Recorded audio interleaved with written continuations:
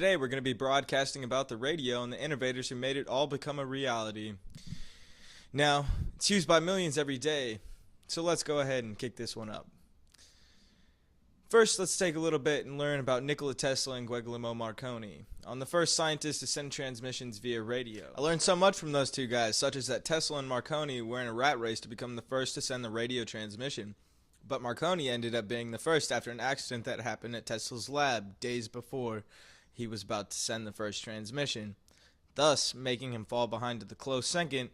Marconi swooped in 2 years later in 1896 and sent Morse code transmission 1.5 mile. But a little side note here, these two guys wouldn't have been able to do anything if there wasn't a radio receiver. A Russian physicist by the name of Alexander Stepanovich Popov first created the receiver in 1894, 2 years before Marconi sent the message. Whoa! If you recall, Tesla was supposed to send his message that same year. Coincidence? I think not. He originally designed the radio receiver using a coher, which he used as a lighting detector when it was getting incoming signal, which did not happen till years later. Now enough about these two. Let's send it down to our reporter Rico Suave, who's on the scene with Reginald A. Fessenden, the man who invented the modulation of waves. Take it away, Rico.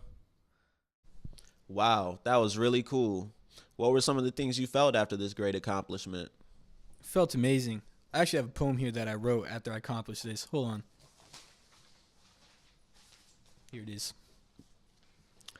Emotion, my emotion is grand. Like a sparkling ocean, I don't feel incomplete. I remember all the people I meet. They gaze upon me like a hero. And suddenly I'm reminded I'm not a zero. When you're down and feel like just another drop in the ocean, remember, we all have emotion. But never forget that just some college kids wrote this shit. That was amazing. What a pansy. I work with this guy. Oh, well, that was some touching stuff there, Reginald. Reginald was born in Quebec, Canada, and was very well educated when he was young to strive forward with his passion of science. Yeah, science. When he was 18, he became a headmaster at a school in Bermuda. He was not only just a man who sent the first audible speech over the radio, but held over 200 patents, some including microfilm and an early form of sonar. He also founded the fathometer, the depth finder. When he heard wind of how Marconi sent the Morse code, he had to do it better, and he did. He created the amplitude modulation, AM waves as we know them. He changed many people's lives. Next, on today's news, we're going to talk to Lee DeForest about his creation of the Audion. Let's take it to the street with Rico.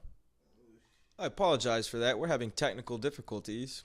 Reginald has been the first person to broadcast words and music over radio waves. In fact, he did that on the 24th of 1906 at 9 p.m. Eastern to be exact. He transmitted human voices from Brant Rock, which is near Boston, Massachusetts, to ships at sea owned by a fruit company. Oh, I think they're coming back in right now. Let's send it back over there.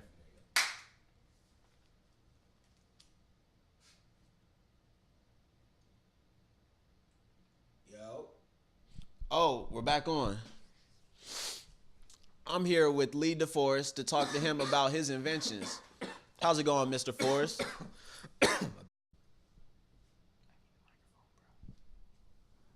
Good. Yes. My creation of the Audion tube.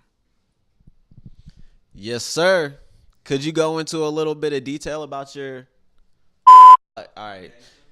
Yes, sir. Could you go into a little bit of detail about your invention? Of course, my friend. I discovered the first triode vacuum tube and the first electrical device which could amplify a weaker electrical signal and make it much stronger. So you're telling me that you created the first device that could amplify signals, making them larger and able to go farther? In simple terms, yes. That is exactly it.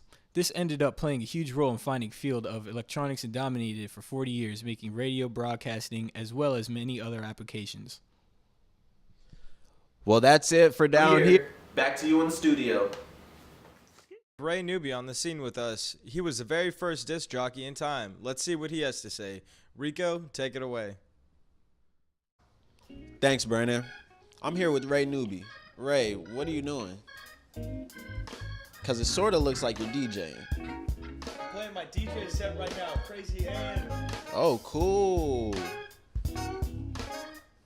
So, tell us about your biggest accomplishment. Well, when I was 16 in 1909, I would play records over the radio for all the people to listen to, man.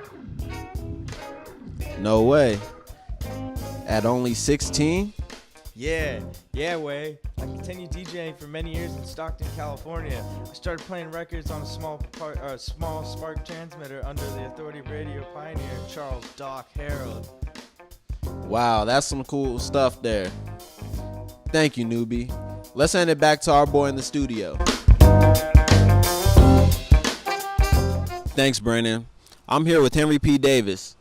Henry, for some of the folks at home, would you mind telling us about some of the big accomplishments you've had in your life? Well, thank you, Rico. I am Henry P. Davis. I helped form the first commercial radio station and be the first man to actually step up to the microphone and read the 1920 presidential election.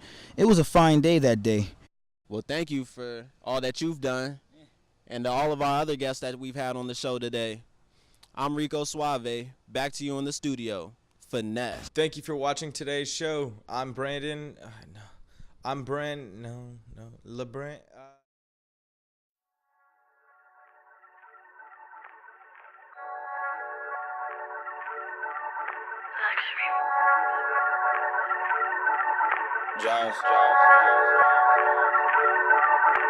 We made the radio signal, came back with a radio single.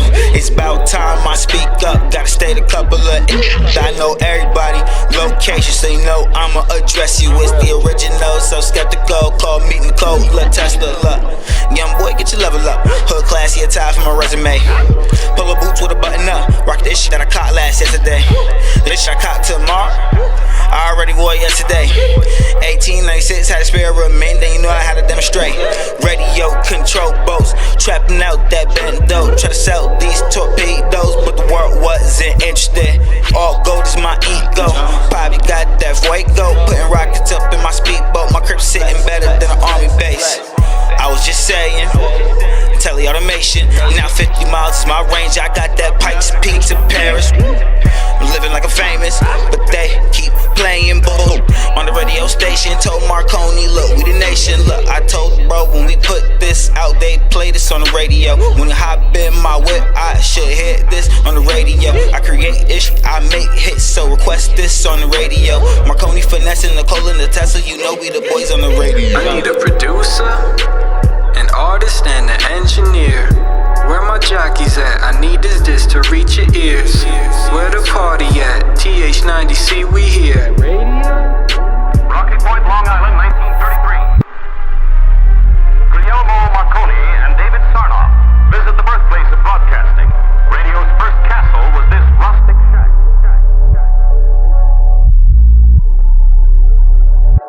My name is Marconi, born in Bologna. In 1874 I was lonely, nobody could call me. In 95 I built me a laboratory. Sent a message a mile and a half and now I'm so frozy. Setting the patent real fast so no one could clone me, keeping them off me. In 97 my company came together. Wireless telegraph is signal, brother. In 1912 I patent a couple more things. Stacking my plaques in the sink, wall about to fall from the bling. Man, I just feel like a king.